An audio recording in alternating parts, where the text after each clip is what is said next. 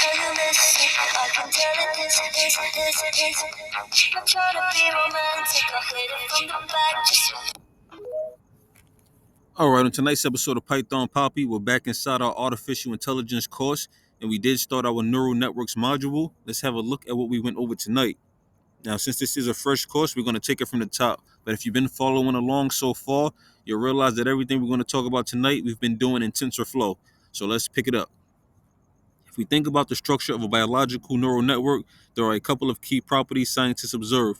Neural networks. Neurons are connected to and receive electrical signals from other neurons. Neurons process input signals and can be activated. And so the question then became, could we take this biological idea of how it is that humans learn with brain and with neurons and apply that to a machine as well? In effect, designing an artificial neural network, or an ANN. Artificial neural network is a mathematical model for learning inspired by biological neural networks.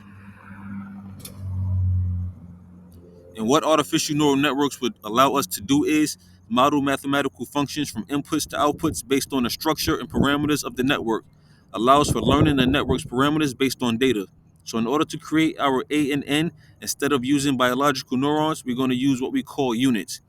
Units inside of a neural network, which we can represent kind of like a node in a graph, which we'll represent here with a circle. You can see here, this is our neuron represented by a circle. And these artificial units, these artificial neurons can be connected to one another. Here, for instance, we have two units connected by this edge inside of this graph. This is our neuron being connected to a different neuron here. And so what we're going to do now is think of this idea as something like mapping from inputs to outputs. So we have one unit that is connected to another unit. We'll think of the left side as the input and the right side as the output. So this will be our input side here, this neuron, and this neuron here will be our output. And what we're going to do is figure out how to solve a problem, how to model some sort of mathematical function. And this might take the form of something like we saw last time, which had certain inputs, like variables x1 and x2. And given those inputs, we want to perform some sort of task.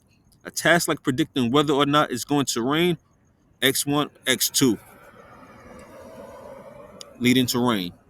So this is what we're trying to predict here. We're trying to assign these two variables to a task to figure out if it's going to rain or not. Ideally, we like some way, given these inputs x1 and x2, which stand for some sort of variables to do with the weather, we would like to be able to predict, in this case, a Boolean classification. Is it going to rain or is it not going to rain? And we did this last time by way of a mathematical function. We defined some function, h, for a hypothesis function that took as inputs x1 and x2, the two inputs we cared about processing to determine whether we thought it was going to rain or not going to rain. And this is our function here, our hypothesis function, and our two inputs, x1 and x2. The question then becomes, what does this hypothesis function do in order to make that determination? And we decided last time to use a linear combination of these input variables to determine what the output should be.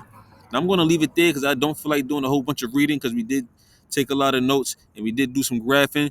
But yeah, like I said, if you've been following along, all the stuff already looks pretty familiar because we've been doing it already inside our TensorFlow course. But we will pick it up tomorrow, and of course I will keep you posted every step of the way. But for now, this is the Python Papi. You guys stay Gucci.